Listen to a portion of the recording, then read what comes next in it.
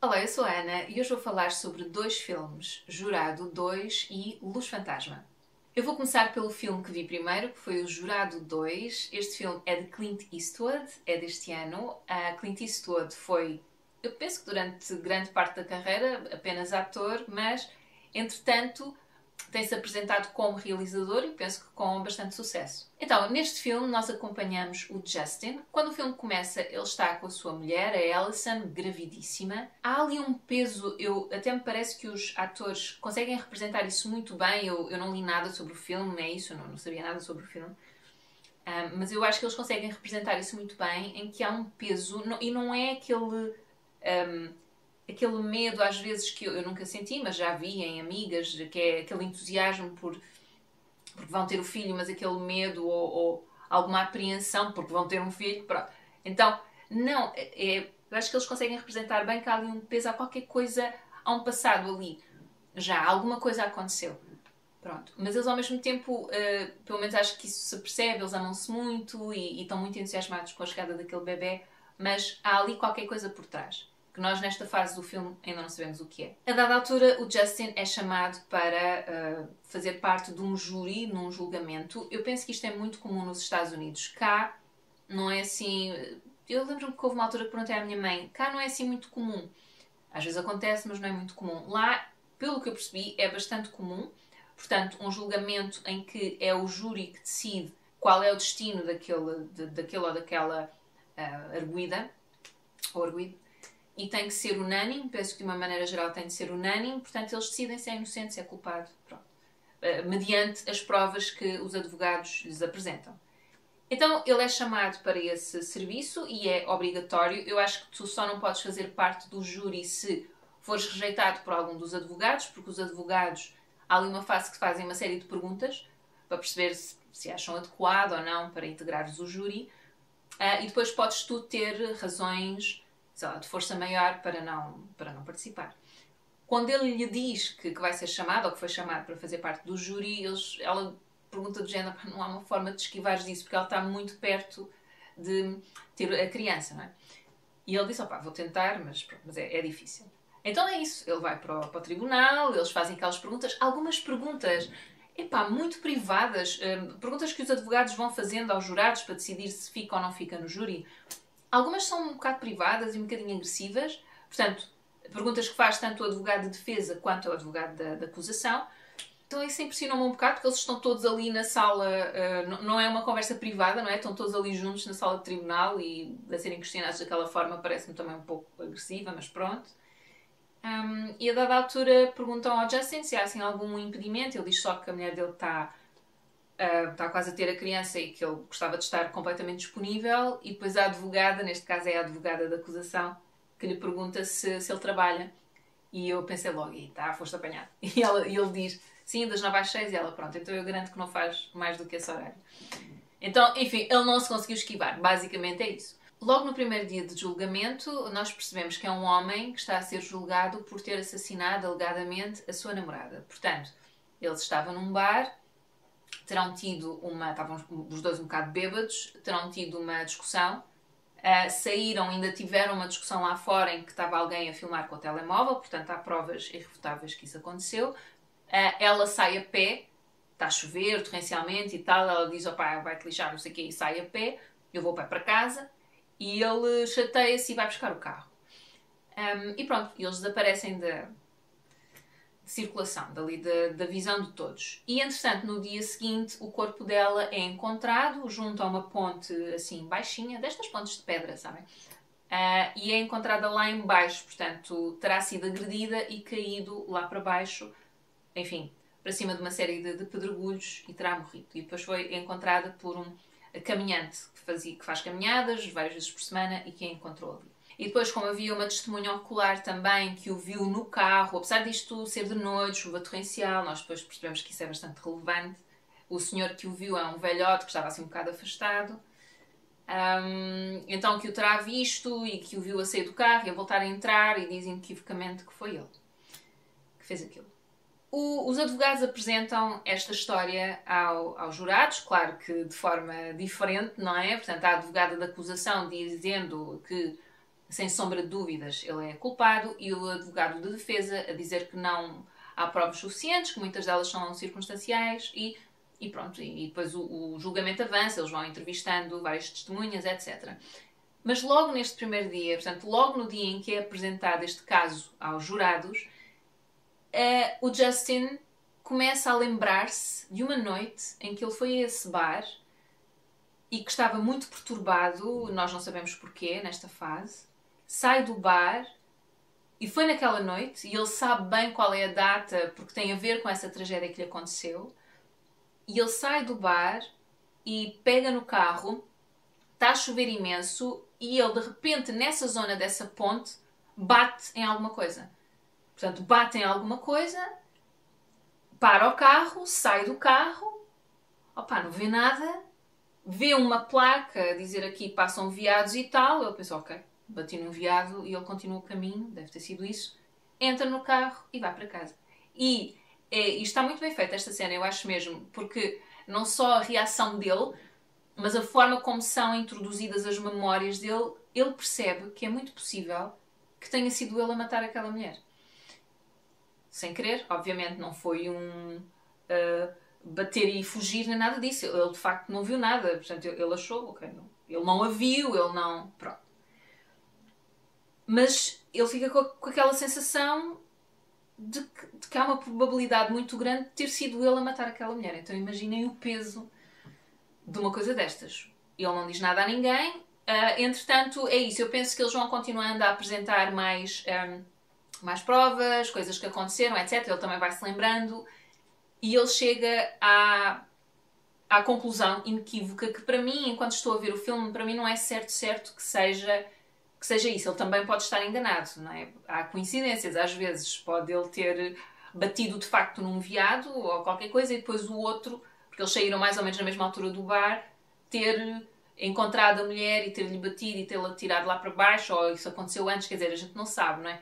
Mas de facto, para ele, foi ele que a matou. Então cria-se aqui imediatamente um dilema, não é?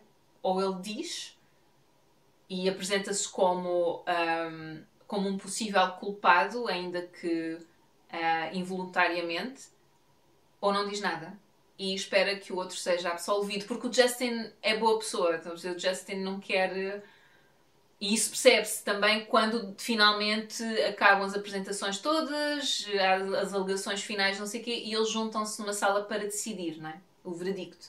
E o Justin é o único a votar inocente. Todos os outros é culpado. Há um deles que diz, pá, realmente as provas são muito danosas. Mas ele é o único que diz, sem sombra de dúvidas, que é inocente.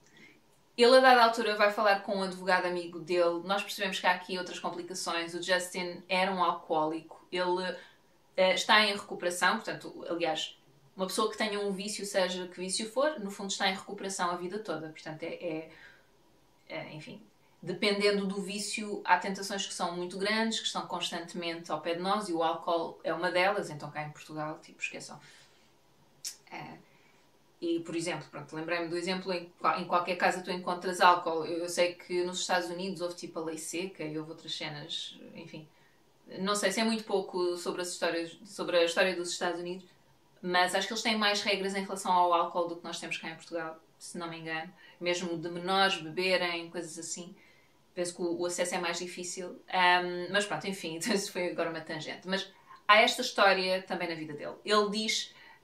ele a dada altura vai ter com um sponsor, eu não sei como é que isso se diz em português, mas no fundo é alguém que passou pelo mesmo, mas que vai-te ajudar, passou pelo mesmo, também está sóbrio há X tempo, eu diria que tem que existir, mas também não sei, um mínimo tempo em que essa pessoa está sóbria para poder aconselhar e tomar sob a sua asa outra pessoa que está a começar esse caminho de deixar o álcool.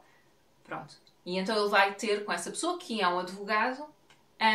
E por acaso acho piada essa cena, porque ele assim que entra no gabinete e diz, pá, eu tenho aqui uma coisa para te perguntar, dá-me $1. E ele assim, que é para me estás a pagar pelo tempo, e de repente já temos aqui um privilégio cliente, advogado e o seu cliente, porque pronto, que é para não... Para aquilo que ele contar ao advogado, o advogado não pode ir denunciar, não sei, mas acho que há assim umas regras. Mas eu achei piada que o advogado apanhou logo e ele tipo, dá-me já $1, dá-me $1. Que é para justificarmos que isto já estás a pagar pelo meu tempo, eu não posso, tudo o que tu me disseres é confidencial. E o Justin diz-lhe, pá, está-se a passar isto assim, eu estou neste julgamento, mas eu acho que fui eu. E eu sou nesta situação, parece sim completamente impossível, mas pronto. Mas eu acho que a história está tão bem contada que é possível. É uma situação que poderia ser possível, não é? E o advogado diz-lhe logo, olha, tu com o teu historial de problemas com o álcool, as pessoas vão dizer que tu bebeste, e o Justin a dizer, não, eu realmente pedi uma bebida, mas eu não bebi, eu consegui resistir e não bebi. E ele, pois está bem, mas quem é que viu isso? Que provas é que tu tens que não bebeste? Vão dizer que tu bebeste, és reincidente, ainda por cima, acho que já teria tido um acidente ou qualquer coisa assim, pegas no carro e matas esta mulher e isso dá-te... E ele disse assim um número de anos de prisão, assim... Não sei se era tipo 15 anos no mínimo, assim uma cena mesmo, pronto. Aquilo nos Estados Unidos é complicado porque depois também cada estado tem as suas leis em relação a algumas coisas. Não sei se é em relação a tudo, mas enfim. Mas tem algumas leis que diferem, alguns estados são mais duros em relação, por exemplo, problemas com o álcool, assim. Enfim, eu tenho essa ideia que sim, que dependendo dos estados depois as penas podem ser mais pesadas. Enfim. Irrelevante aqui para a história. A sério, eu tenho uma tendência para complicar. Isto é, o Luís diz que é quase um superpoder. Enfim. Então, é isso. Ele recebe aquela notícia e ele diz, eu não posso ir preso. Quer dizer, ele já ganha pouco, ele é repórter, tipo, já não ganha assim muito. A namorada dele agora, ou a mulher dele, não está a trabalhar. Eu nem sei se eles têm lá a licença de maternidade. Não sei se sabem, é sério, algumas coisas nos Estados Unidos é um bocado impressionante. Em algumas coisas eles são o país mais avançado, mas noutras estão muito atrasados. Pá. Então no que diz respeito a cuidados de saúde e questões, enfim, direitos laborais e tal, de uma maneira geral, acho que as coisas não são muito boas. Mas enfim, não interessa. Ai, eu estou a ver. Então, basicamente, e tenho aqui um papelito, que é para não me perderem, mesmo assim. Então, basicamente, ele percebe que se ele se entrega, como é que ele vai conseguir ajudar a mulher dele? Como é que ele vai conseguir estar presente? E depois ainda por cima estamos a falar de uma gravidez de risco, não é? Que ela vai conseguir... A gente não sabe o que é que vai acontecer, como é que vai correr, como é que vai ser a recuperação. Ele tem de estar presente. E então o que é que ele decide fazer? Ok, eu vou tentar absolver... Vou tentar que toda a gente decida que ele é inocente. Tentar que ele seja absolvido. Então é isso que ele faz. É a estratégia dele. Portanto, está com o resto do júri lá na sala em que eles decidem. Começam todos, lá está, a votar culpado, menos um que depois nós percebemos que era um detetive, que diz, epá, de facto as provas estão todas contra ele, mas para ele também, ele parece que não investigaram muito bem aquele caso. A coisa ficou ali assim um bocadinho à balda e tal. Eles decidiram, é este o culpado e já não investigaram mais. E para o Justin é tipo, ok, ótimo, whatever, eu quero é pessoas do meu lado e... Algumas pessoas que inicialmente tinham dito que era culpado depois começam de facto a questionar. Pronto, e então no fundo o filme tem esta parte em que são muitas estas reuniões entre eles todos e o debate de ideias de uns que acham que é e de outros que acham que não é.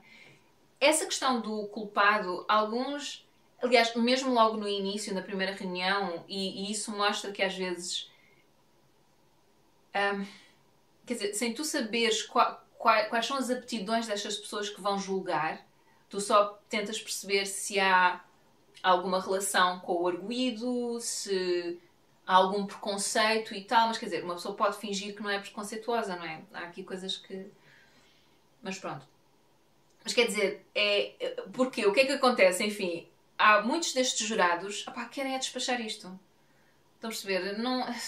pronto, sim, é culpado, ele tem um bocado mau aspecto, tem tatuagens e tal, é culpado. Ele já tinha uma relação tóxica. Percebemos que era um casal que não tinha uma relação muito, enfim, harmoniosa. Há aquele registro da discussão entre os dois. Ele, logo, ainda dentro do café, manda uma garrafa ao chão e parte a garrafa. Portanto, parece uma pessoa violenta, parece um homem violento. E eles dizem, ele acho que foi ele, pronto. Mas parece que é uma coisa que estavam dispostos a decidir sem grande discussão. Não é? De género, se vamos pôr uma pessoa na prisão durante muitos, muitos anos... Um homem jovem que ainda pode refazer a sua vida, etc, etc. Se calhar vamos pelo menos discutir aqui 1 horita, 2 horitas, não sei. Enfim. Então, o Justin, nós sabemos que ele está a ser um bocado interesseiro, entre aspas, porque ele ao mesmo tempo está a tentar salvar este homem de ser preso, porque ele sabe que é inocente, e ao mesmo tempo proteger-se a si mesmo. Portanto, é uma situação muito, muito difícil, mas a verdade é que alguns dos jurados começam também a questionar-se. Portanto, inicialmente viram-se contra ele, não é? Porque fogo, opá, nós queremos ir para casa e tu agora estás aqui a empatar, mas depois realmente começam, ok, vai, então vamos discutir o assunto. E criam-se ali discussões bastante interessantes. O detetive, opá, não consegue resistir e começa a investigar por sua conta e risco e recruta, de certa forma, o Justin. Só que o Justin não tem interesse em que se descubra a verdade sobre o que aconteceu, não é? Ele só quer inocentar aquele homem. Então ele consegue ali arranjar maneira de expulsar o detetive do júri. Porque se descobriu, no fundo, que ele estava a investigar. Pronto. É uma coisa que não é muito clara no filme, eu acho. É e não é. Porque o Justin é isso. Ele tem aquele ar tímido, assim um bocadinho... Ele está tenso. Eu acho que o ator capta isso muito bem. Ele está sempre tenso. Está tenso, está nervoso, está... Não é? E ele não quer, enfim, prejudicar o detetive, mas ele não quer ir preso. Estão a perceber? Que é o grande problema. Nos advogados nós também temos esta narrativa paralela. Portanto, temos o advogado de defesa do James, que é o arguido, que me parece um advogado competente. Portanto, ele faz o que pode e ele é amigo da advogada da acusação, que é uma mulher que tem ali umas pretensões políticas. É importante para ela ganhar este caso, para conseguir ascender a um cargo que acho que é o District Attorney. Eu não sei bem qual é a tradução, também não fui pesquisar, mas pronto, ela quer ascender a um cargo e esta vitória iria ajudá-la bastante, portanto ela tem essa motivação extra. Mas pelas conversas que vão tendo os dois, percebe-se que o advogado de defesa está mesmo convencido que não foi o James que matou, e está correto, não é? Depois percebemos que ele está correto. E eles vão tendo essas conversas, ele tem, e depois isso também é engraçado, também está bem apanhado, eu acho que são personagens que estão bem desenvolvidas. Ele tem alguma inveja dela, sim, porque ela é muito bem sucedida, é uma mulher ambiciosa, portanto tem essas ambições, e vai conseguindo ascender e ele parece que se calhar não está bem no lugar em que gostaria, mas ao mesmo tempo ele não a trata mal, nem nada, mas percebe-se que há ali qualquer coisinha. Portanto, estas subtilezas eu gostei de ver no filme também, destas personagens que não aparecem há muito tempo, não é? Mesmo, pronto, eu também diria que o mérito é dos atores, que são bons atores, mas... Eu gosto que estas coisas vão acontecendo. O detetive, ele aparece muito pouco tempo, é um ator também bastante conhecido e eu acho que se percebe também que há ali... como é que eu vou explicar? Ele é um detetive, tem um faro, tem um instinto. E ele percebe que há aqui qualquer coisa que está mal e não consegue resistir e faz uma coisa que é contra a lei, que é investigar o caso fora do tempo que está no tribunal, no fundo. Portanto, o objetivo não é investigarem o caso, o objetivo é analisarem aquilo que lhes foi apresentado e decidirem com base nisso. Pronto. Então, e há ali também, numa certa altura do filme, o detetive é expulso do júri e cruza-se com a advogada da acusação e diz-lhe assim, de forma assim, tranquila, ele não está muito chateado, ele de facto acha que aquilo não foi muito bem investigado. E cruza-se com ela e diz, opá, olha, tem a certeza que apanharam o homem certo? E ela é teimosa, mas é teimosa, ela acha que sim. Há muitas provas de que a relação era má e que eles eram muito conflituosos. Havia ali assim alguma violência e tal. Então ela está convencida, mas fica ali com a pulga atrás da orelha e a verdade é que a dada altura é ela que começa a investigar também, porque ele chama-lhe a atenção para um facto. Então, eu gostei deste filme, porque este filme tem esse lado também de suspense, tem o lado do dilema ético e moral do Justin, que eu percebo perfeitamente. Eu acho que o filme acabou como tinha que acabar. Eu agora se calhar vou passar para a parte dos spoilers. Só para dizer que sim, isto é um drama. Ok? Portanto, eu agora ando muito atenta a como é que eu me sinto com os filmes. Porque isto ultimamente tem estado... Eu nem ando a ver notícias. É aquele problema de sempre, não é? Eu digo isto, mas tipo, há quantos vídeos é que eu ando a dizer que não ando a ver notícias? Tipo, notei agora que a box estava ligada e desliguei. Pronto. Há imenso tempo, não é? Tipo, acho que a semana passada ouvi as notícias da rádio. Acho que foi assim. Só para ver mais ou menos o que é que se passa no mundo. Mas enfim, mas eu vou sabendo, porque depois nós vemos TikTok e apanhamos algumas notícias de TikTok. Eu acho que sei mais do que se passa nos Estados Unidos do que se passa cá também, que é outra coisa chata, mas enfim, desculpem. À parte, tangente, não interessa. Mas pronto, então é um filme, é dramático, ok? Portanto, não acho que saiam daqui com umas sensações muito positivas, por um lado. Por outro lado, estas questões estes dilemas eu acho-os sempre muito, muito interessantes. E depois no fim estávamos a discutir sobre isso, eu e o Luís. Portanto, acho que nesse sentido é um bom exercício e eu gostei do filme. Acho que é um filme está bem filmado, conta bem a história. Há só algumas personagens que eu acho que não estão muito bem desenvolvidas. Senti que eram assim um bocadinho caricaturais, estavam muito perto da caricatura. Uma personagem que é um homem do júri que mentiu quando disse que não havia assim uma relação, de certa forma, pessoal com o arguido. Portanto, ele não o conhecia pessoalmente, mas há outro tipo de relação. Eu não vou dizer só para também não contar tudo, não é? Então, é isso. Achei uma personagem pouco desenvolvida. Assim, um bocado... Faltava ali um bocadinho de complexidade nessa personagem também. E depois também não percebi porque é que o Justin, ao perceber essa questão... Eu vou entrar em spoilers, ok? Senão não consigo contar isto como deve ser. Portanto, esta personagem, este jurado, basicamente, um irmão dele... o jurado reconheceu uma tatuagem que o arguido tinha no pescoço. O irmão dele também tinha essa tatuagem, é uma tatuagem de gangue. Pronto, o irmão dele pertencia a um gangue e foi morto nesse gangue. Portanto, ele queria que aquele... Para ele é pouco relevante se o arguido matou a mulher ou não matou a mulher, ele há de ser culpado de alguma coisa. Portanto, é para ir para a prisão. É isto, basicamente. Portanto, há essa relação muito direta. Eu fiquei surpreendida porque é que a personagem do Justin, que conseguiu retirar a detetive, porque é que ele não arranjou forma de denunciar aquele jurado que tem uma relação, quer dizer, que não é imparcial. Ele não consegue ser imparcial, não é?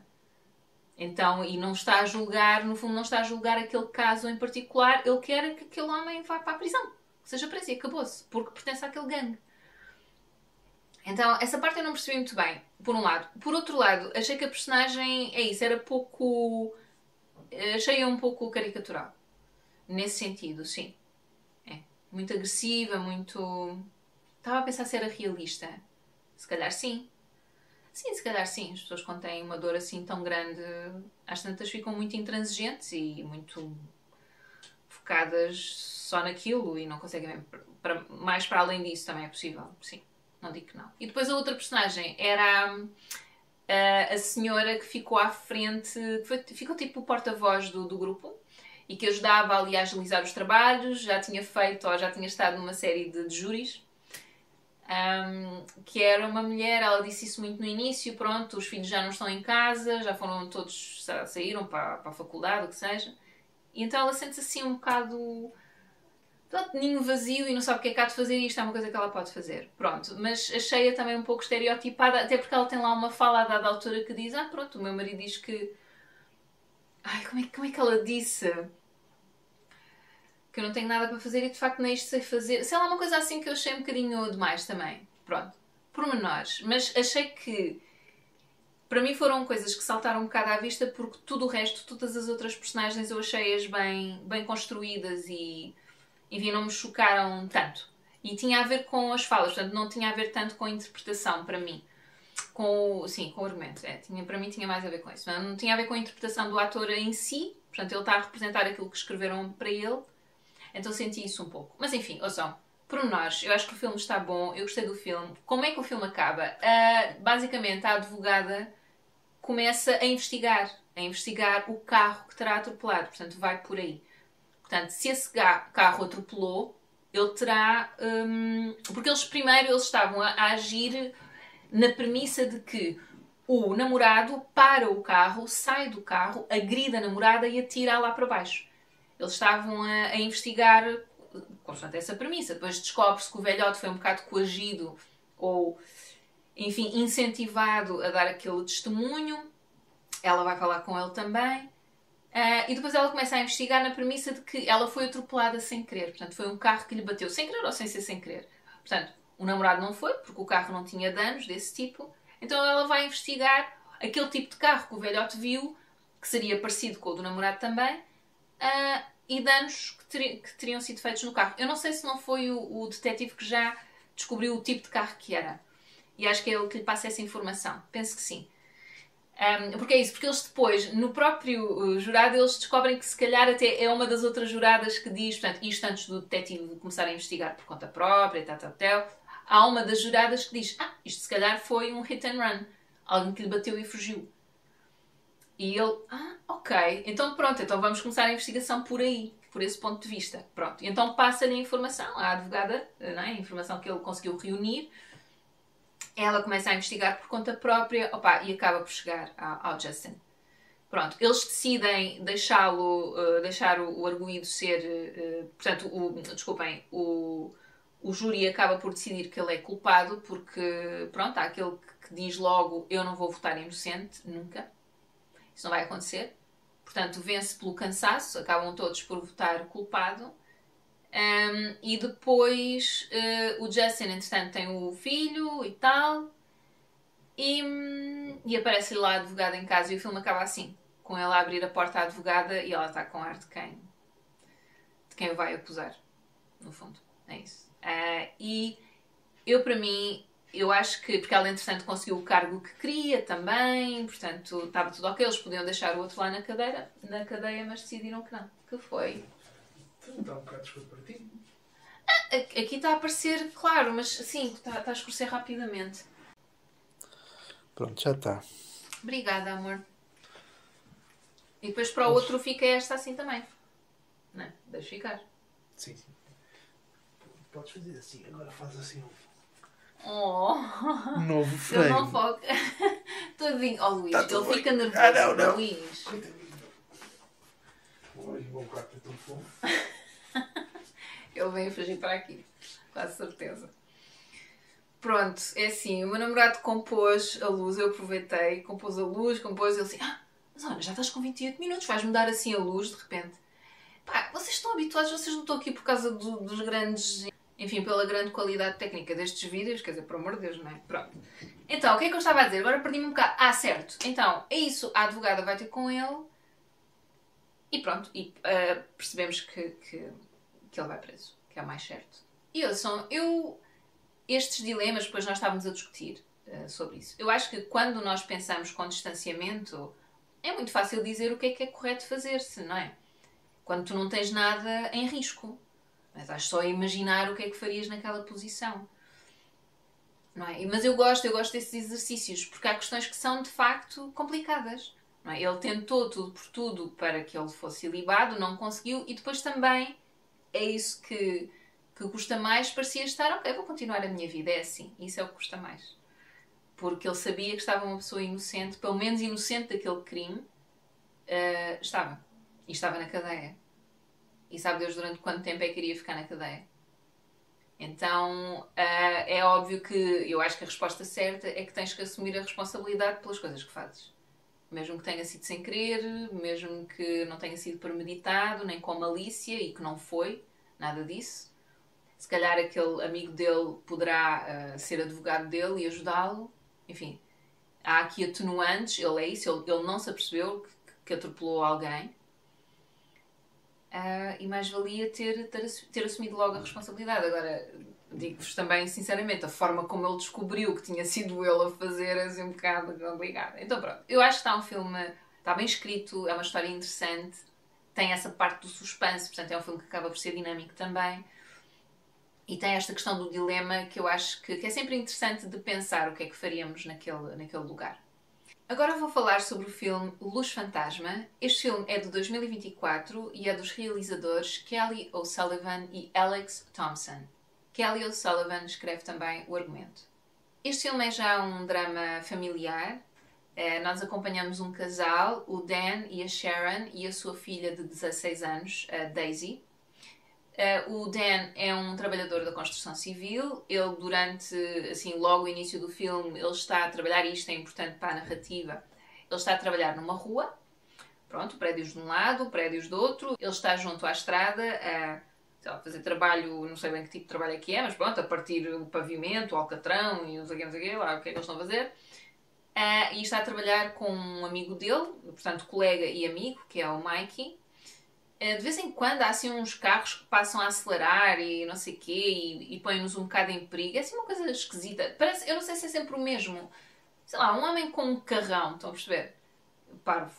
Estas pessoas são mesmo detestáveis, mas enfim. Parece que é para exibir o carro e para... Olha, eu não faço ideia o que é que vai na cabeça daquela personagem, mas pronto. Ela vai ser um bocadinho relevante mais à frente. Dá para perceber que o Dan é assim um homem calado, circunspecto, Ele depois é chamado para há uma questão na escola que tem a ver com a filha dele. Então ele vai lá até à escola, encontra-se com a mulher e a filha deles é insuportável.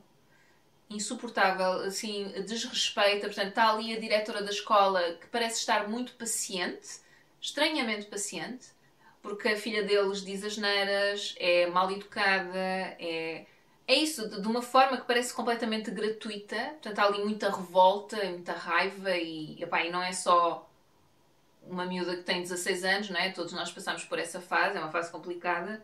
Não, há ali outra coisa qualquer. Aqui, nesta fase da história, nós ainda não sabemos. Depois começamos a perceber estas reações e começamos a perceber a reação a esses comportamentos também, porque aqui é esquisita a diretora não ser mais... não se revoltar mais com aquela atitude. A mãe tem uma atitude mais pedagógica e também mais chocada com aquele comportamento. O pai não. O pai parece um bocado apático com aquilo tudo. Parece que ele nem sabe bem como reagir. É assim ali uma apatia, ali assim uma coisa esquisita. E depois, pronto, levam a miúda para casa. Ela está em riscos de ser expulsa da escola. Percebemos que não é a primeira vez que isto acontece. Aqui neste caso ela terá agredido a professora dela. E ela não assume responsabilidades por nada. Portanto, a culpa é da professora e não sei o quê, não sei o quê, e diz asneiras e mais isto e mais aquilo. Portanto, sempre desafiante e muito agressiva até para com os pais. E eles vão para casa e pronto. E percebemos que há aqui também uma questão de tribunal que eles têm que resolver. Portanto, percebemos que o que é que se esteja a passar nesta família, eles estão numa fase complicada. Pronto, da sua vida. Mas nós ainda não sabemos bem o quê. E eu acho que este filme é muito bom a criar este crescendo. Portanto, nós vamos sabendo... É quase como se nós estivéssemos mesmo de fora, que estamos, não é? A ver esta história, e não tivéssemos assim informação nenhuma. Não, eles não nos dão a papinha toda feita, não. Nós vamos começando a ver aqui este comportamento, não percebemos porque ele a dada altura chega à casa e está a mulher dele a fazer um canteiro à volta de uma árvore que eles têm num quintal, e ele passa-se e tem uma relação mesmo violenta e manda já não sei o que ao chão e grita com a mulher dele, assim, aquele homem que parece que... percebemos que ele parece estar ali sempre a reprimir qualquer coisa, porque primeiro parece apático ou calado ou não sei o quê. Não, ele está a reprimir qualquer coisa e que de vez em quando tem que sair, porque é um bocado assim para tudo o que tu reprimes, não é? Eventualmente vai sair. De que forma e tal, se calhar não sabemos, mas... E então ele de repente apresenta-se como violento. E eu depois já estava a pensar, mas ele é violento? Mas ele maltrata a mulher? Será que é isso? Ou seja, eu ainda nem sabia bem o que é que se estava ali a passar. E o filme vai avançando, há esta questão de tribunal e nós vamos conseguindo perceber melhor o passado desta família e porque é que a Daisy tem estas reações esquisitas e tão agressivas e tão violentas e tão, enfim, estão a faltar a palavra... Mas sim, mas no fundo é isso, e estão mal educadas, pronto. A mãe parece assim a pessoa mais dos três, parece a pessoa assim mais equilibrada, talvez, e que também está ali a tentar segurar as pontas das coisas, não é? E o pai parece assim mais aliado. Está mais... E há uma outra situação em que a Daisy percebe-se que ela gostaria que o pai a acompanhasse ou que fosse com ela. Há uma circunstância em que ela vai tem que fazer terapia. Eu não sei se isso é obrigatório. Esta parte eu já não sei, por acaso, se é a escola que exige que ela faça para não ser expulsa ou se são os pais que decidem. Essa parte eu agora não sei.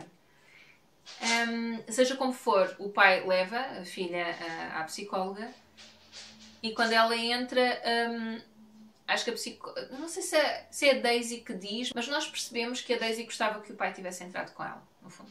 Porque acho que ela é menor, sendo menor, acho que se os pais quisessem entrar, podiam entrar. E ele diz que não. Não, fica aí que eu vou dar uma volta. e ela fica assim um bocado triste. Portanto, o Dan apresenta-se então como um homem que se alheia um pouco, que se recolhe. E não se apercebe. Talvez daquilo, eu acho que não é malicioso, ele não se apercebe do que é que a filha quer ou não está disponível. Também pode ser.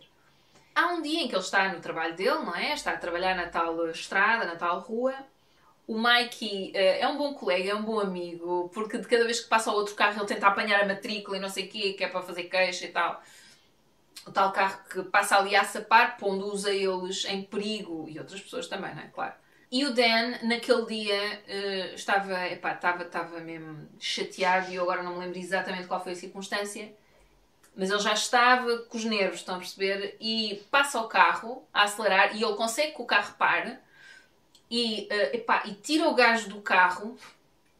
O Dan é assim um homem grande, não é? E segura-o assim, é um homem grande. É engraçado, porque os pais parecem um bocado mais velhos do que seria suposto para uma rapariga de 16 anos, porque eles parecem ter tipo 50 já, por aí. Mas tipo, agarra-o e começa tipo a gritar com ele. Só que depois apercebe-se do que está a fazer, e o Mikey também fica assustado, porque o Mikey começa a apanhar a matrícula, finalmente consegue apanhar a matrícula, fotografar o gajo ou assim, mas o Dan está a ter uma reação que também não é boa. No fundo, depois acaba por lhe tirar a razão e pode colocá-lo em problemas, não é? Pode pô-lo em problemas e está com medo do que pode acontecer. O Dan apercebe-se do que está a fazer e larga o homem. E aquele homem, que é um estúpido também todo tamanho, começa, não sei o quê, começa a falar mal de... porque tens este emprego de porcaria e...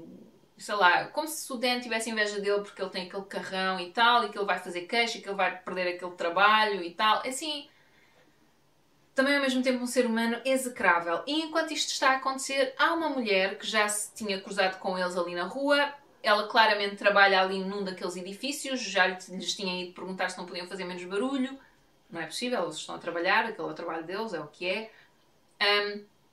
E ela assiste a isto. E no fim, não sei se é no fim do trabalho do Dan, vai-lhe perguntar se ele não quer experimentar uma cena. E ele está tão aliado, está assim meio ainda a encaixar tudo o que se passou, que entra com ela no edifício. E o que é que se passa dentro daquele edifício? É um grupo de teatro amador, sobretudo com pessoas mais velhas. Esta mulher tem os seus 60, pelo menos aparentemente. E estão a repor, ou estão a fazer uma versão, ou não é uma versão, eles estão a ensaiar o Romeu e Julieta do Shakespeare. O Dan não conhece a história do Romeu e Julieta. Não conhece, pronto. Ele entra, faz um bocadinho de uma leitura, mas é isso, ele não está, ele está dizendo, está bem, isto até é engraçado e tal, mas eu não sou ator, eu não...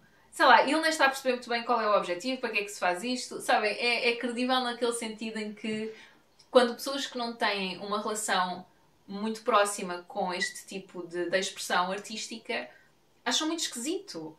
Tipo, fingir que sou, ou... não, eu não estou para isto. Pronto, então ele parecia estar a ter essa reação. E depois, quando vai para casa, pergunta à filha dele o que é isso do Romeu e Julieta. E a filha dele explica-lhe, porque ela aprendeu na escola. Portanto, nós percebemos que o nível escolar do Dan será baixinho. E a filha diz-lhe o que é, mas não... E dá-lhe o início, logo o início da peça de teatro. E depois ele pergunta como é que acaba e tal, ou sobre o que é a história, mas depois ela não lhe responde, não lhe chega a responder, porque alguém lhe liga para o telemóvel. Portanto, ele não sabe sobre o que é a história do Romeu e Julieta, ainda. Nem como acaba. Pronto. E isto acaba por ser relevante para o resto do filme. Então, o que é que acontece? O Dan começa a frequentar, ele no fundo acaba por ver estas aulas, para ele acabam por ser um escape, onde ele pode fingir que é outra pessoa e esquecer-se um bocado de tudo o que se está a passar na vida dele, os problemas no trabalho, porque o outro homem arranja-lhe de facto problemas. Problemas, a tal questão jurídica que eles estão a tratar, os problemas com a filha e com ele mesmo, aquela repressão, aquilo que ele está a reprimir. E ele encontra ali um escape junto daquelas pessoas que também estão a passar o tempo, muitos deles ainda trabalham, há uma encenadora, portanto há uma mulher que está a fazer aquilo, parece-me que é tudo pro bono, portanto ninguém paga ali as aulas, é por amor à arte e também é isso para se distrair um bocado no fundo. E ele acaba por se tornar amigo daquela pequenina, essa é uma mulher mesmo pequenina que o recruta, que é aquela que o vai buscar à rua. Que é assim a atriz que era profissional, trabalhava em Nova Iorque, que entretanto foi para ali, que agora não sei onde é que eles vivem, não me lembro. E pronto, está ali a viver e encontra também este grupo e ela é toda despachada, é toda para a frentex. Só que ele está a fazer isto tudo às escondidas da família. A família não sabe que ele está neste grupo, ele às vezes sai à noite para ir para o grupo de teatro e mente, diz que vai ter com o Mikey e não sei o quê. Há um dia em que a Sharon, portanto a mulher dele e a filha, estão a sair de um café ou de um supermercado ou de um mini mercado, olha, não sei, nessa rua, e vêm-no a abraçar-se à atriz pequenina, por outro motivo, não é nada sexual, nem nada disso, ou romântico, mas eles estão-se a abraçar, é um abraço de amizade, e elas veem aquilo, e depois a filha decide segui-lo, e essa cena é muito engraçada. Essa cena é muito engraçada, que é quando ela encontra no fundo o pai a ter uma aula, só que apanha precisamente na altura em que ele está a ensaiar a parte dele de Romeu com a tal mulher que faz de Julieta. Então imaginam o drama, não é? Ouçam, eu vou parar aqui esta parte para quem ainda não viu o filme, depois vou passar para a parte que tem os spoilers para continuar a contar. Sabem, eu hesito sempre muito o que é que eu conto, o que é que eu não conto. Eu aqui não vou contar qual é o drama desta família, porque eu acho que é bonito ir-se descobrindo e ir-se percebendo o que é que pesa nesta família e que explica estes comportamentos. Pronto, então eu sinto que não preciso de dar mais. Eu só vos digo que é um filme que eu acho que é de esperança. Portanto, é um filme positivo, que acho que vai deixar com uma sensação, assim, um pouco mais positiva do que o filme do Jurado, que é mais suspense. É outro tipo de filme, não é? Mas eu gostei bastante deste filme. E desculpem, outra coisa, se não ficarem para a parte dos spoilers, só dizer que duas curiosidades sobre este filme. Uma é que é o nome do filme, Luz Fantasma. Luz Fantasma é uma prática que existe no teatro de que não se conhece a origem, que é de deixar sempre uma lâmpada acesa em palco quando não está a haver espetáculo, nem ensaios, nem nada. E deixar sempre uma lâmpada acesa. Sabem, o teatro é um meio um pouco supersticioso. Há assim algumas regras, não podes dizer uma coisa, não podes dizer esta palavra, não sei o quê, não podes desejar boa sorte, portanto há assim uma série de superstições. Esta será outra, mas não se conhece bem a origem desta superstição. Outra curiosidade que eu achei muito engraçada é que esta família que aparece no filme, portanto a Sharon, o Dan e a Daisy, que fazem de família, não é, no filme, são de facto uma família na vida real. Eu achei isso muito engraçado. E depois o Luís vira-se para mim, foi ele que descobriu este trivia, não é? Este pedaço de informação. E ele disse-me, por acaso é engraçado, porque de facto eu achava a mulher muito parecida com a rapariga. E realmente elas têm ali uma coisa no sorriso e nos dentes, na forma como os dentes são, que é muito parecida. E de facto são. Só que às vezes já aconteceu, noutros filmes, atores serem muito parecidos, que fazem de familiares e não sei o quê, e depois não são familiares. Mas neste caso são de facto. Então qual é o grande drama desta família? O que acontece é que o Sharon e a Dan, para além de Daisy, também tiveram um outro filho. Que, agora não me estou a lembrar do nome dessa personagem, que se suicidou. Portanto, ele tinha uma namorada, ele era 1 ano, ou seria 2 anos mais velho do que a Daisy. Portanto, teria morrido há 1 ano. E tinha uma namorada, a namorada ia para outra cidade, ele queria ir com a namorada também, os pais não deixaram, pronto, criou-se ali uma situação dramática e a forma como ele, ou a forma que ele encontrou para lidar com isso, porque também lhe estavam a causar muito sofrimento, foi tentar suicidar-se. Ele e a namorada tentaram-se os dois suicidar num banco de jardim lá fora, da casa dos pais dele. Daí a importância daquela árvore que vai aparecendo, com comprimidos. E no dia seguinte o pai é que os encontra, o pai dele, portanto o Dan. E ela sobreviveu, pronto, mas ele não. Então o processo em tribunal era do Dan a querer processar a família dela por não terem guardado os comprimidos, porque foi ela que levou os comprimidos para os dois tomarem. Enfim, eu não sei, são situações muito complicadas e vendo isto, vendo o filme, era mais uma coisa que ele queria fazer, parece-me que não era tanto a mulher dele que queria fazer isso, quer dizer, como é que tu vais responsabilizar? Assim, se uma pessoa quer fazer algo deste estilo, vai encontrar forma de fazer, seja indo buscar os comprimidos, seja de outra maneira qualquer. Portanto, eu não sei, parecia-me assim um bocado injusto estar a tentar processar os pais e a miúda que claramente, porque esta personagem é da namorada, também aparece no filme, é uma miúda que está completamente deprimida, quer dizer, ela não está contente. Não é? Ela também se tentou suicidar, portanto há aqui um problema de fundo grande também. Não é? Então é essa questão e esse é o drama grande nesta família. E daí aquela repressão que o Dan faz das suas emoções para não ter que lidar com aquilo. Ele tem muita raiva, ele quer sobretudo processar, mas depois processar esta família da namorada e a namorada, mas depois é uma raiva que ele reprime então parece sempre muito apático e de repente sai-lhe, ele afasta-se, acaba por se afastar da mulher e da filha. Aquela revolta da Daisy tem também a ver com esse afastamento do pai, não é? E no meio daquilo tudo está a mãe, não é? A Sharon a tentar segurar as pontas todas, da forma que ela consegue. Vai tentando aproximações ao Dan e tal, mas ele não está, ele não quer. E é muito difícil assim, não é? Então, isto sem querer culpar, as pessoas lidam com o luto de forma diferente e ainda por cima uma perda destas, quer dizer, para mim é completamente inimaginável, não faço ideia, então... Enfim, há formas diferentes de se lidar com isso e um ano não é muito tempo para se lidar com... Parece-me, quer dizer, as pessoas são muito diferentes umas das outras, mas parece-me pouco tempo. Então, enfim, é assim uma história muito, muito pesada. E depois imaginem, quando ele se meteu no Romeu e Julieta, ele não fazia ideia do fim. Em que é um rapaz e uma rapariga, jovens também, que se suicidam por amor. Então, imaginem quando ele descobriu. E no fim, acaba ele a fazer o papel do Romeu. Que no fundo é um bocado o papel do filho. E nós estávamos a falar sobre isso, eu e o Luís, que é de género... Isto por acaso tinha o potencial de ser muito foleirinho, essa relação tão direta. Mas o filme está muito bem feito. Que eu, pelo menos, não senti em nenhuma altura esse constrangimento de epá, também não é preciso ser tão direto. Não, está feito de uma forma tão delicada. E tu vais descobrindo o que se passa nesta família. E vais descobrindo com o Dan essa relação, só que nós estamos a descobrir ao contrário. Portanto, nós sabemos como é que o Romeu e Julieta acaba, mas não sabemos o que é que se passou na família do Dan. E o Dan sabe o que é que se passou na sua família, obviamente, mas não sabe como é que o Romeu e a Julieta acabam. Então eu acho que isso está muito bem encaixado, muito bem contado nesta história, desta família. E depois como termina, como acontece a questão do julgamento, a Daisy, entretanto, que começa por não aceitar nada bem a terapia, acaba por aceitar...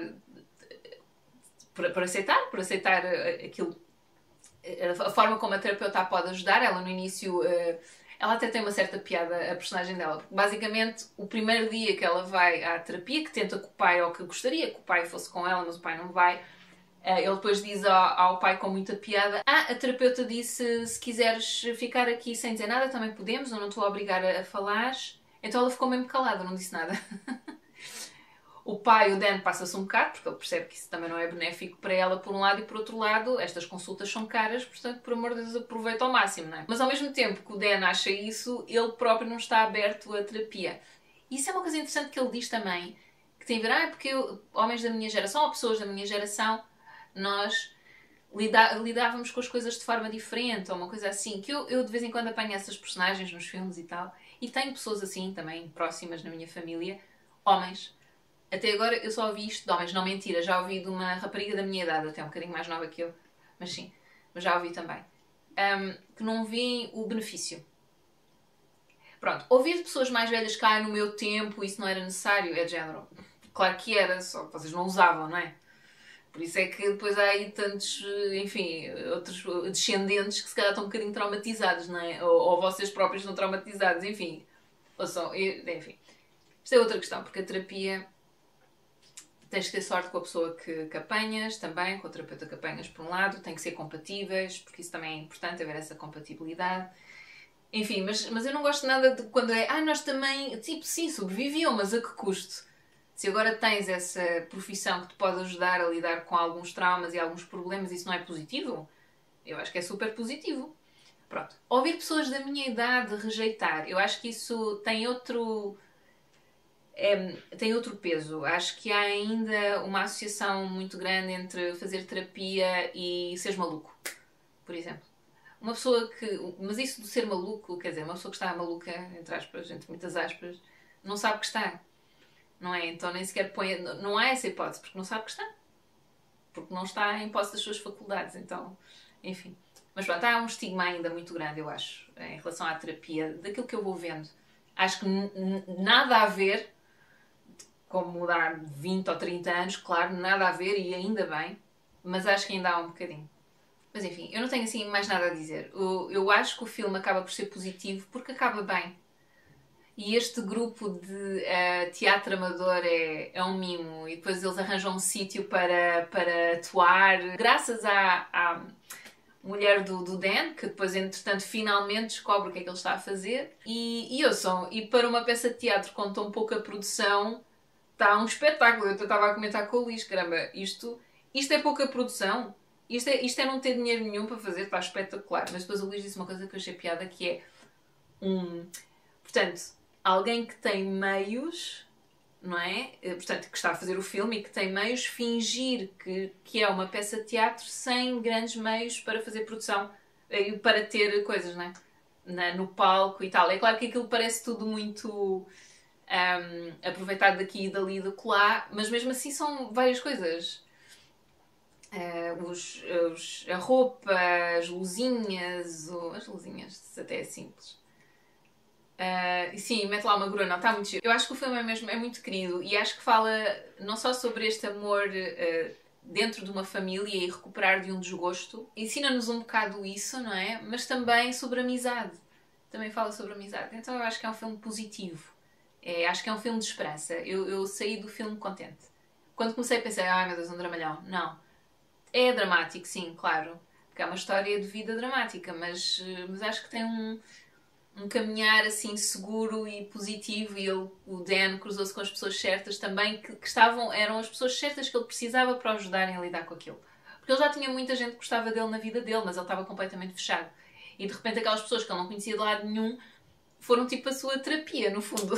Foi isso, foi o teatro, foi o que o salvou. Enfim, ouçam, eu espero que vocês tenham gostado destas duas apresentações. Se já viram os filmes, deixem o vosso comentário lá em baixo. Se tiverem outras sugestões também de filmes, digam. E pronto, e é isso. E até à próxima. Tchau, tchau.